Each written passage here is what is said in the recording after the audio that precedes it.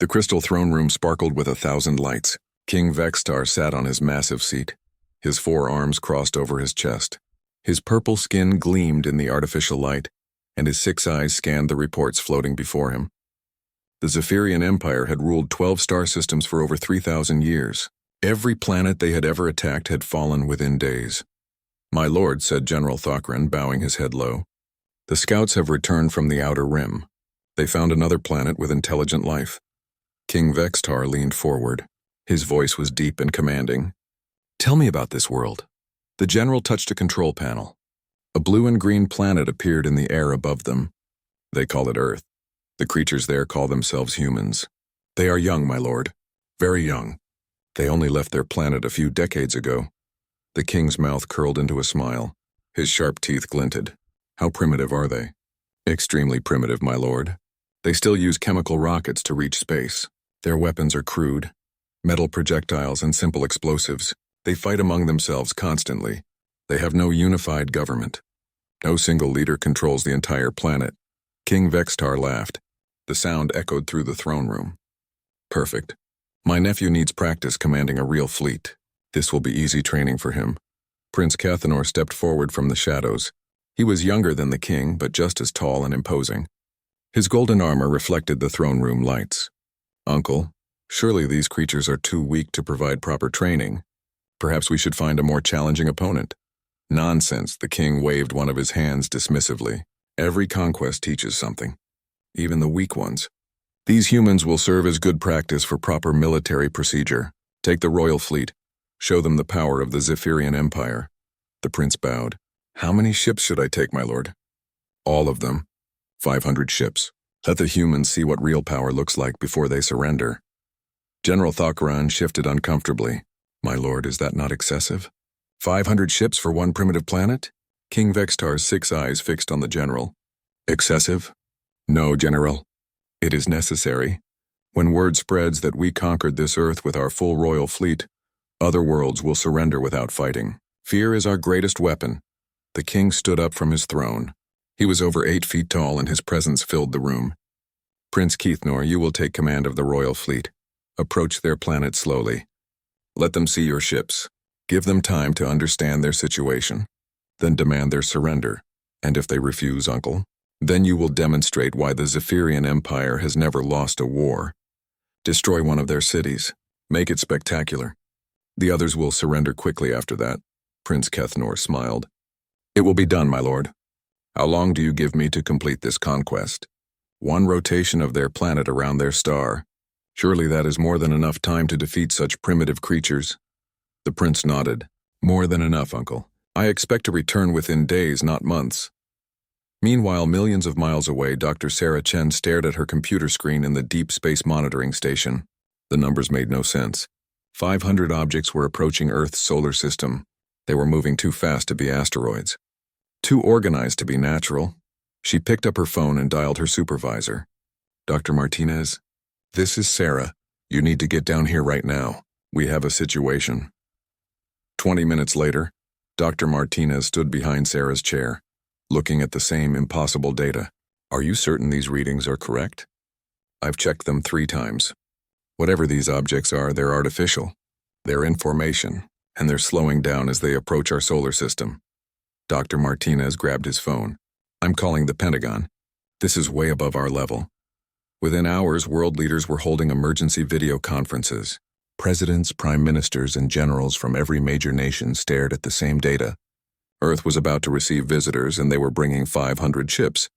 "The approach vector suggests they're not trying to hide," said General Morrison from the Pentagon.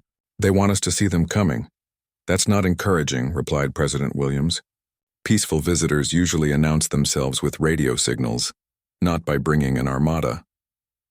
On the other side of the world, Chinese military officials were having similar conversations. Russian commanders were pulling up defense plans that had never been tested. European leaders were calling emergency NATO meetings. Dr. Chen watched her screens as the alien fleet continued its approach. The ships were massive, each one bigger than an aircraft carrier. Their formation was perfect, like a military parade in space. They moved with purpose and precision. "They're not trying to sneak up on us," she told Dr. Martinez. This is a show of force. In the Crystal Throne Room, Prince Kethnor made his final preparations. The royal fleet was ready. 500 of the Empire's most advanced warships waited at the edge of Zephyrian space. Each ship carried enough firepower to level a city. Together they could destroy entire continents. Remember, King Vextar told his nephew, this is not just about conquering one world. This is about sending a message to the entire galaxy. The Zephyrian Empire is unstoppable. I understand, Uncle. The humans will serve as an example to all who would oppose us. The king placed one of his hands on the prince's shoulder. Make them suffer just enough to break their spirit. Then accept their surrender. A living workforce is more valuable than a dead planet. Prince Kethnor bowed one final time. Your will be done, my lord. As the prince left to join his fleet, King Vextar returned to his throne. He had conquered dozens of worlds in his lifetime. This would be no different. The humans were young, divided, and weak. They had no chance against the might of the Zephyrian Empire. The royal fleet departed with great ceremony. Thousands of Zephyrians watched from observation decks as the massive ships left their home system. Each ship gleamed like a metal star, their energy shields glowing with deadly power. On Earth, the emergency meetings continued. Military leaders from around the world shared intelligence and resources for the first time in history. Old enemies found themselves working together against a common threat. We need to assume hostile intent, said General Morrison. 500 ships is not a diplomatic mission. Agreed, replied General Petrov from Russia. We should prepare for the worst while hoping for the best. But deep down, everyone knew the truth. Humanity had never faced anything like this before. 500 alien warships were approaching Earth, and there was nothing anyone could do to stop them. Prince Kethnor stood on the bridge of his flagship, watching the stars scroll past. Earth was still weeks away, but he was already planning his victory. The humans would see his fleet and surrender immediately. They would beg for mercy, and he would grant it as long as they accepted their place as servants of the Zephyrian Empire. He had no idea that he was about to make the biggest mistake in galactic history. The emergency session at the United Nations had been going for 12 hours straight. Representatives from every nation on Earth sat around tables, looking at satellite images of the approaching alien fleet. The ships were still weeks away, but everyone could see them getting closer. Ladies and gentlemen, said Secretary General Rodriguez, we are facing the greatest threat in human history. For the first time, our species must work together or face extinction. President Williams stood up. The United States is prepared to share all our military technology and resources. This is not about politics anymore. This is about survival. One by one, world leaders made similar declarations. Russia offered their nuclear arsenal and space program. China shared their manufacturing capabilities and cyber warfare expertise. European nations pooled their scientific research and industrial capacity. Even countries that had been enemies for decades suddenly found common ground. Dr. Sarah Chen was transferred to a new facility, a massive underground bunker that had been built in just 72 hours. Scientists, engineers, and military experts from around the world worked side by side. The place buzzed with activity 24 hours a day. What do we know about their technology? Asked General Morrison, studying the alien ship designs on a massive screen. Dr. Yamamoto from Japan pointed to the ship's energy signatures. Their hulls appeared to be made of some kind of metal alloy we've never seen. But look at these power readings. They're using directed energy weapons, like laser cannons, but much more powerful. What about their shields? Asked Dr. Petrov, the Russian weapons expert. That's the interesting part, Dr. Chen said, pulling up new data. Their shields pulse in a regular pattern. Every 37 seconds, there's a brief fluctuation. It might be a weakness.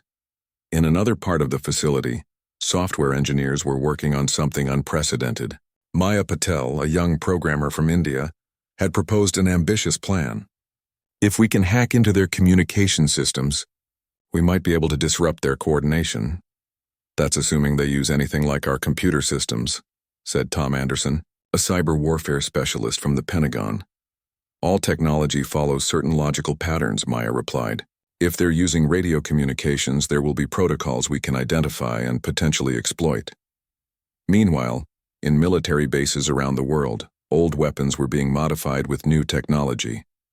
Nuclear missiles were fitted with electromagnetic pulse devices, Fighter jets received new targeting systems designed to work against energy shields. Even hunting rifles were being modified with armor-piercing rounds just in case. Admiral Zhang from the Chinese Navy had an unusual idea. These aliens have conquered many worlds, yes? That means they follow standard military procedures. They expect us to fight like every other species they've defeated? What are you suggesting? Asked General Morrison. We don't fight like other species. We fight like humans. We use tactics they've never seen before. The alien fleet continued its approach, moving at a steady pace. Prince Kethnor was following standard Zephyrian military doctrine. Approach slowly to build fear. Give the enemy time to understand their hopeless situation. Accept their surrender when they realize resistance is futile. But something strange was happening on Earth. Instead of panic and chaos, the planet was organizing itself with incredible speed.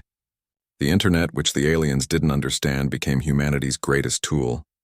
Information flowed instantly between continents. Scientists in Tokyo could share data with engineers in London in real time. Dr. Lisa Thompson, a physicist from MIT, made a breakthrough while studying the alien energy signatures. Their weapons work by focusing energy into narrow beams. But that means they're vulnerable to reflective surfaces at the right angle. You mean mirrors? Asked her colleague. Not ordinary mirrors, but if we could coat our aircraft with a specialized reflective material, we might be able to deflect their energy weapons. The idea spread rapidly through the global network. Within days, prototype reflective coatings were being tested on military vehicles. The technology wasn't perfect, but it was better than nothing. In underground facilities around the world, humans were working on solutions the aliens could never imagine. In Switzerland, CERN physicists were modifying their particle accelerators to create powerful electromagnetic pulses.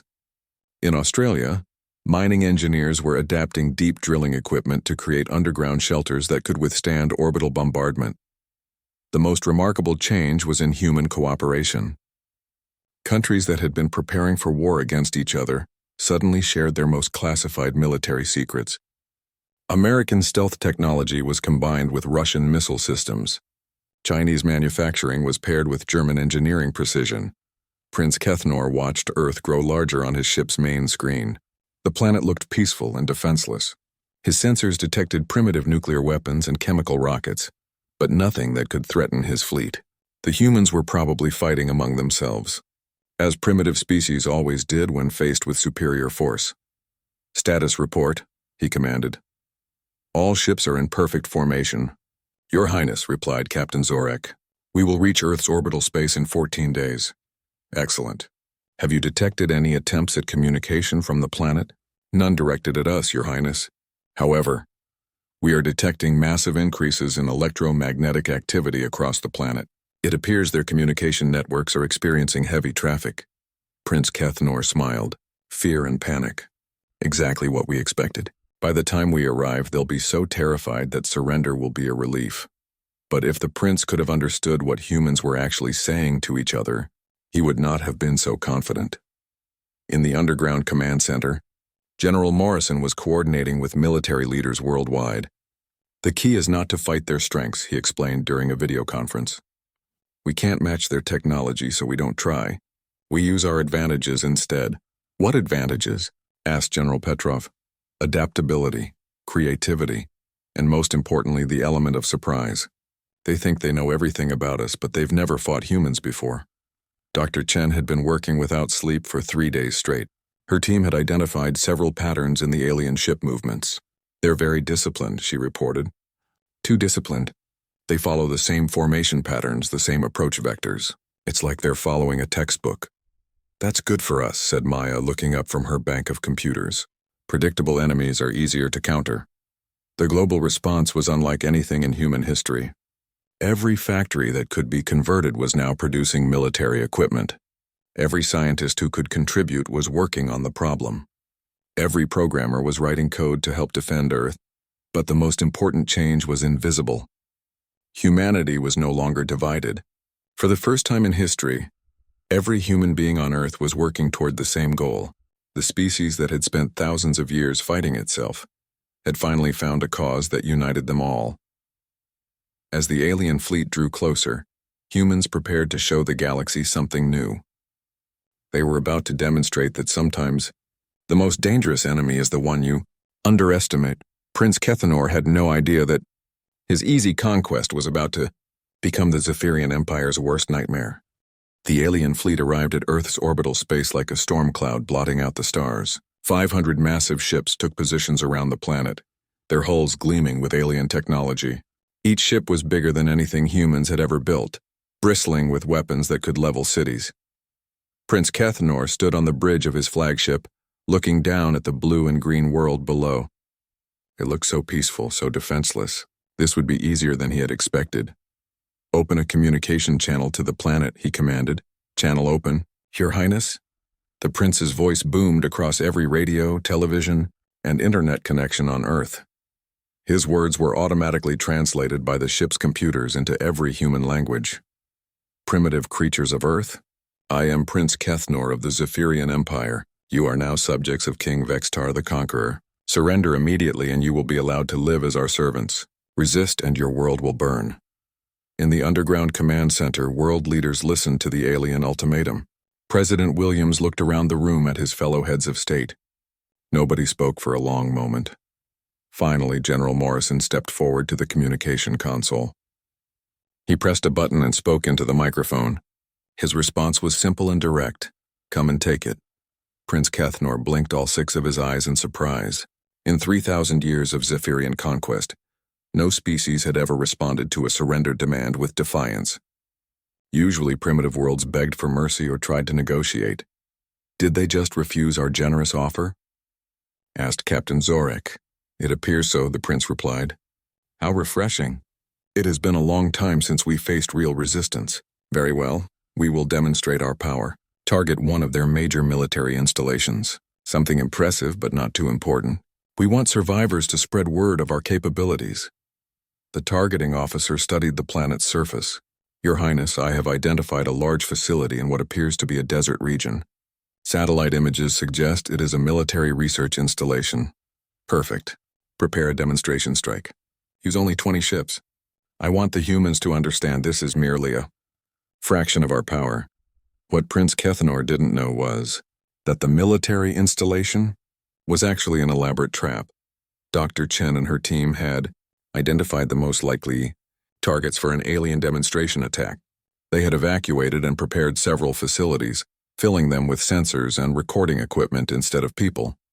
The fake research base in Nevada was perfect bait. It looked important enough to attack, but isolated enough that civilian casualties would be minimal. Most importantly, it was packed with instruments designed to analyze alien weapons and shield technology. 20 Zephyrian ships descended through Earth's atmosphere like falling stars. Their energy shields glowed bright blue as they cut through the air. To observers on the ground, they looked like invincible gods of war. But in the command center, Dr. Chen watched her instruments with excitement. "We're getting readings," she announced. "Their shields operate on a rotating frequency pattern. The energy signatures match our predictions." The alien ships reached the fake base and opened fire. Energy beams lanced down from the sky, turning sand into glass and metal into vapor. The demonstration was spectacular and terrifying. When the attack was over, nothing remained but a smoking crater. The 20 ships climbed back toward space, their mission apparently complete. Prince Kethenor waited for the inevitable surrender communication from Earth's leaders. Instead, he got something else entirely. Fighter jets screamed up from hidden air bases, using the planet's mountain ranges to mask their approach. The alien sensors, designed to detect spacecraft in the vacuum of space, had trouble tracking small, fast-moving objects flying just above the YI ground. The jets were equipped with humanity's latest innovation, missiles with frequency disruption warheads. Dr. Thompson's team had worked around the clock to build weapons that could exploit the shield fluctuations they had detected. The first missile struck a Zephyrian ship just as its shields cycled through their weakest point. The alien vessel's energy barrier flickered and failed. The ship's hull, designed to rely on energy shields for protection, cracked like an eggshell under the explosive impact. "Impossible," Captain Zorek shouted as he watched one of their ships fall burning toward the planet's surface. "How did they penetrate our shields?" Prince Kethenor stared at the display in shock. No primitive species had ever destroyed a Zephyrian ship on first contact. "Get those ships back to the fleet immediately." But the human attack was just beginning. From hidden positions around the world, modified surface-to-air missiles launched toward the retreating alien ships. Each missile had been carefully programmed with the shield frequency data collected during the demonstration attack. 2 more alien ships exploded in brilliant flashes of light. A 4th ship, damaged but still flying, managed to reach the safety of the orbital fleet. In the command center, cheers erupted as humans watched their first victory against the alien invaders. It wasn't a big victory, 3 ships destroyed out of 500, but it proved something important. The aliens could be hurt. Phase 1 complete, announced General Morrison. All units proceed to Phase 2. Across Earth, the real human defense plan began to unfold. Maya Patel and her team of hackers launched their cyber attack against the alien communication networks. They had been studying the electromagnetic signatures of the alien ships for weeks, looking for patterns that suggested computer systems. "I'm detecting data streams between their ships," Maya reported. "The encryption is complex, but it follows logical mathematical principles. Give me 12 hours and I think I can break it." Meanwhile, underground facilities around the world activated systems the aliens had never imagined. The modified particle accelerators at CERN generated a massive electromagnetic pulse that disrupted alien sensors across half of Europe. In Australia, powerful radio transmitters began broadcasting white noise on the frequencies the aliens used for communication.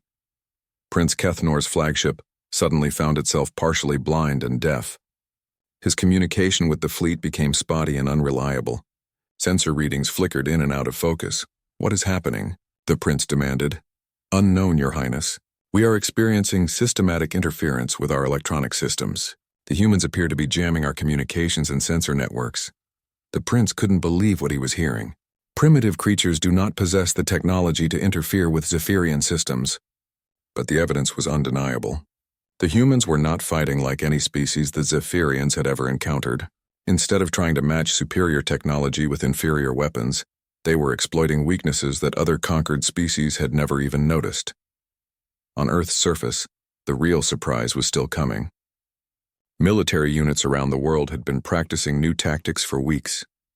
Instead of fighting in large formations that the aliens could easily target from orbit, they had broken into small mobile groups. Tank crews had been trained to use hit-and-run tactics, striking fast and then disappearing into urban areas or natural terrain. Infantry units practiced using buildings and forests for cover, making themselves nearly impossible to target from space. Most importantly, every human military unit had been equipped with new communication systems that could function even under alien jamming. The internet infrastructure had been hardened and distributed, making it almost impossible to destroy completely. As night fell on Earth, Prince Kethnor realized he was facing something unprecedented. The humans were not behaving like a conquered species. They were not panicking or surrendering. Instead, they were fighting back with intelligence, coordination, and tactics his empire had never encountered. "Your Highness," Captain Zorek said carefully, "perhaps we should request reinforcements from the home system." Prince Kethanor's pride flared. "Reinforcements? Against a primitive planet? Absolutely not. We have 500 ships. They have chemical rockets and metal projectiles. We will crush them tomorrow." But as he looked down at the planet below, now dotted with the lights of human cities that refused to surrender, the prince felt something he had never experienced before in battle: doubt. Prince Kethnor had spent the entire night planning his revenge. The humans had embarrassed him, destroying 3 ships and disrupting his communications. It was time to show them the true power of the Zephyrian Empire. "All ships prepare for orbital bombardment," he commanded. "Target their major cities and military installations. We will break their spirit with overwhelming force." 497 alien ships turned their weapons toward Earth. Energy cannons that could melt mountains charged to full power. The prince wanted the humans to see death coming from the sky. Begin bombardment. The sky lit up with alien fire. Energy beams lanced down from orbit, striking military bases, government buildings, and infrastructure targets around the world. Explosions bloomed like deadly flowers across the planet's surface. In the underground command center, the walls shook as nearby targets were destroyed. But instead of panic, the humans responded with grim determination. They had expected this escalation and prepared for it. "All surface facilities execute Protocol 7, announced General Morrison. Switch to distributed command structure. Around the world, military operations shifted to underground bunkers, hidden mountain bases, and mobile command vehicles. The internet infrastructure, hardened over the past weeks, rerouted around damaged nodes automatically. Instead of crippling human resistance, the bombardment triggered a transformation. Dr. Chen, now working from a bunker 300 feet underground, watched her instruments with intense focus. "The bombardment is giving us incredible data," she reported. "Every shot they fire tells us more about their weapon systems. The alien energy weapons, devastating as they were, followed predictable patterns. They had specific charging times, limited firing angles, and consistent power signatures. Most importantly, the ships had to lower their shields partially to fire their main weapons. There," Dr. Chen pointed at her screen. "Every time they fire, there's a 2-second window where their shield coverage drops by 30% around the weapon ports." Maya Patel looked up from her bank of computers. "I've got better news. I cracked their communication encryption. I can hear everything they're saying to each other." The breakthrough came at a crucial moment. Maya's team had worked for 18 hours straight, using quantum computers to break the alien communication codes. Now they could intercept and understand every order Prince Kethnor gave to his fleet. "They're planning to focus their next attack on what they think is our main command center," Maya reported. "They believe destroying our leadership will cause immediate surrender." General Morrison smiled grimly. "Then let's give them a target they won't forget." The humans had learned something important about their enemies. The Zephyrians were incredibly advanced, but they were also predictable. They followed standard military doctrine because it had always worked before. They couldn't adapt to an enemy that fought differently. While the alien bombardment continued, human engineers worked frantically in underground facilities. The data collected from the past day of fighting had revealed critical weaknesses in alien technology. Most importantly, their energy shields were vulnerable to specific frequency combinations. Dr. Thompson's team had made a breakthrough. "If we can hit their shields with the right electromagnetic pulse at the exact moment they fire their weapons, we can create a feedback loop that will overload their power systems." "How do we generate that kind of pulse?"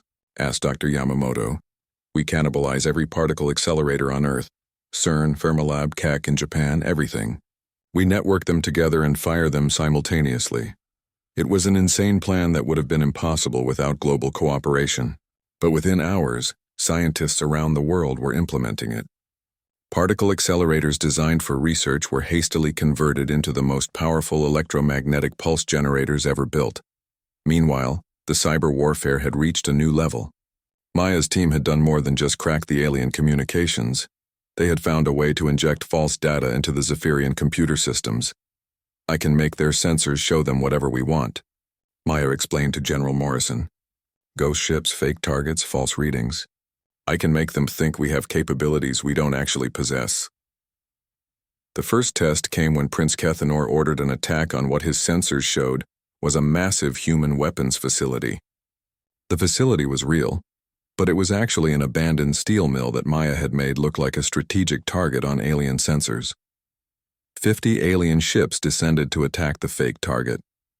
As they powered up their weapons, their shields flickered in the predictable pattern Dr. Chen had identified. At that exact moment, the global network of particle accelerators fired in perfect synchronization. The electromagnetic pulse hit the alien ships like an invisible tsunami. Their shield generators, designed to deflect physical attacks and energy weapons, couldn't handle the specific frequency combination.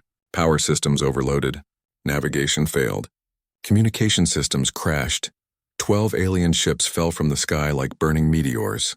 Another 8 ships, damaged but still functional, retreated to orbit in confusion. In the alien flagship, Prince Kethanor stared at his displays in disbelief. "How is this possible?" "Our intelligence said they were primitive." Captain Zorek looked terrified. "Your Highness, we've lost 35 ships in 2 days. This is unprecedented. Perhaps we should consider tactical withdrawal until we can understand their capabilities better." "Withdrawal?" The prince's voice rose in anger. "We are the Zephyrian Empire. We have never retreated from primitive species." But even as he spoke, the human counterattack was escalating. Fighter jets emerged from hidden hangars built into mountainsides. The planes were now equipped with weapons specifically designed to exploit alien weaknesses.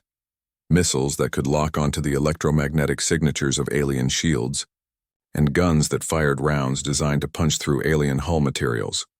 More importantly, the human tactics were completely unlike anything in Zephyrian military experience. Instead of flying in neat formations that could be easily targeted, human pilots used terrain masking, electronic countermeasures, and guerrilla tactics that made them nearly impossible to track. A squadron of F-22 fighters used a mountain range to approach undetected, then popped up to fire missiles at alien ships before disappearing back into the terrain. The aliens, used to fighting in open space, couldn't understand how enemy aircraft could simply vanish from their sensors. From hidden missile silos around the world, humanity launched its next surprise. These weren't nuclear weapons. Those were being held in reserve. Instead, they were kinetic kill vehicles. Simple chunks of tungsten accelerated to incredible speeds by electromagnetic launchers built from modified railgun technology. The projectiles had no electronics to jam, no shields to penetrate, and no complex systems to disrupt. They were just pieces of metal moving at enormous speed. When they hit alien ships, the impact was devastating. Prince Kethenor watched in horror as his fleet took losses unlike anything in Zephyrian history. The humans weren't just fighting, they were winning. "Your Highness," Captain Zorek said urgently, "I strongly recommend we contact King Vextar and request immediate reinforcements." "No," the prince shouted. "I will not admit failure to my uncle. We still outnumber them. We still have superior technology. We will crush these insects!" But privately, Prince Kethenor was beginning to understand that he had made a terrible mistake. The humans weren't fighting like other conquered species. They weren't trying to copy Zephyrian tactics or technology. Instead, they were using their own strengths in ways the Zephyrian Empire had never encountered. On Earth, the tide of battle was turning. Human forces had adapted to alien tactics faster than the aliens could adapt to human unpredictability. The species that had spent thousands of years fighting itself had learned every possible way to win against superior odds. As night fell again, Prince Kethenor looked at his tactical displays and realized something that chilled him to his core. For the first time in Zephyrian history, the royal fleet was losing a war. Prince Kethenor had lost over 100 ships in 3 days of fighting. His remaining fleet was demoralized, confused, and facing an enemy that seemed to grow stronger with every battle. The humans had turned their weaknesses into strengths and their desperation into determination. "Your Highness," Captain Zorek pleaded, "we must retreat. The humans are not what our intelligence suggested. They're more dangerous than any species we've ever encountered." The prince's pride burned like acid in his chest. The idea of returning to King Vexitar in defeat was unbearable. His uncle would strip him of rank, exile him in shame, and the story would spread throughout the empire. The great Prince Kethenor defeated by primitive creatures who still used chemical rockets. "No," he said quietly. "If I cannot have victory, I will have revenge. Prepare my flagship for atmospheric entry. We will destroy their largest city in a suicide run. Even if we cannot conquer this world, we will make them pay for their defiance." Captain Zorek looked horrified. "Your Highness, that is not honorable warfare. That is terrorism." "Honor?" The prince laughed bitterly. "These creatures have shown no honor. They fight like cowards, hiding in holes and striking from shadows. They deserve no mercy." But the humans had been monitoring alien communications for days. Maya Patel's team intercepted the prince's orders as soon as they were transmitted. "The alien flagship is changing course," she announced in the command center. "It's heading for New York City on a direct collision course. They're planning a kamikaze attack." General Morrison studied the trajectory data. "Can we intercept it?" Dr. Chen shook her head. "Not with conventional weapons. The flagship is too big and too well shielded, but..." She paused, looking at her calculations. "We might have one option. It's crazy, but it could work. Tell me. The alien ship has to lower its shields to enter our atmosphere at that speed. Otherwise, friction will destroy it before it reaches the surface. There's going to be a window, maybe 90 seconds, where it's vulnerable." Maya looked up from her computers. "I've been tracking their navigation systems. I think I can hack into their flight controls during atmospheric entry. If I can introduce false data at the right moment, you could make them miss their target," General Morrison finished. "How accurate would you need to be?" "Very. I'd need to time it perfectly with a coordinated attack from every weapon system we have left." It was humanity's last desperate gamble. Every remaining missile, every functioning railgun, Every particle accelerator on Earth would fire at the exact moment the alien flagship entered its most vulnerable phase. Prince Keithnor's flagship began its descent toward Earth's atmosphere. The massive ship glowed like a falling star as it picked up speed. On the surface below, 8 million people in New York City watched the alien vessel approaching their home, but they didn't panic. Instead, they did something the prince couldn't have imagined. They stayed to help. Ordinary civilians joined emergency crews to evacuate hospitals and schools. Office workers became volunteer firefighters. The city that was supposed to be terrorized into submission instead showed the aliens what human courage looked like. Atmospheric entry in 60 seconds, reported the flagship's navigation officer. Lower, shields to minimum, Prince Keithnor commanded. All power to structural integrity fields. As the shields flickered and weakened, Maya struck. Her virus flooded into the alien navigation system, feeding false data to their sensors. To the ship's computers, it appeared that New York City had suddenly shifted several miles to the east. At that same moment, every weapon Earth could bring to bear opened fire. Missiles launched from submarines in the Atlantic. Railguns fired from hidden mountain installations. The Global Particle Accelerator Network generated its most powerful electromagnetic pulse yet. The alien flagship, its shields at minimum power and its navigation systems compromised, flew directly into the coordinated attack. Missiles struck its hull. Kinetic projectiles punched through its armor. Electromagnetic pulses fried its control systems. Prince Keithnor felt his ship shaking apart around him. "What's happening?" He shouted over the sound of failing systems. "Navigation failure," the pilot replied. "We're off course. I can't control our descent." The flagship, now powerless and out of control, streaked across the sky like a massive meteor. Instead of hitting New York City, it plunged harmlessly into the Atlantic Ocean. The impact created a tsunami that was devastating, but survivable. The city that was supposed to be destroyed watched in amazement as their would-be destroyer sank beneath the waves. The remaining alien ships, seeing their prince's flagship destroyed, finally broke. Without leadership, and facing an enemy that seemed impossible to defeat, they attempted to retreat. But the humans had one final surprise waiting. Over the past week, while the aliens focused on Earth's surface, human engineers had been quietly launching converted civilian spacecraft. Cargo ships, passenger liners, even private yachts had been hastily fitted with weapons and volunteer crews. The alien retreat found its path blocked by hundreds of human vessels. They weren't military ships. They were farmers and teachers and shopkeepers who had volunteered to fight for their world. Their weapons were improvised and their training was minimal, but their determination was absolute.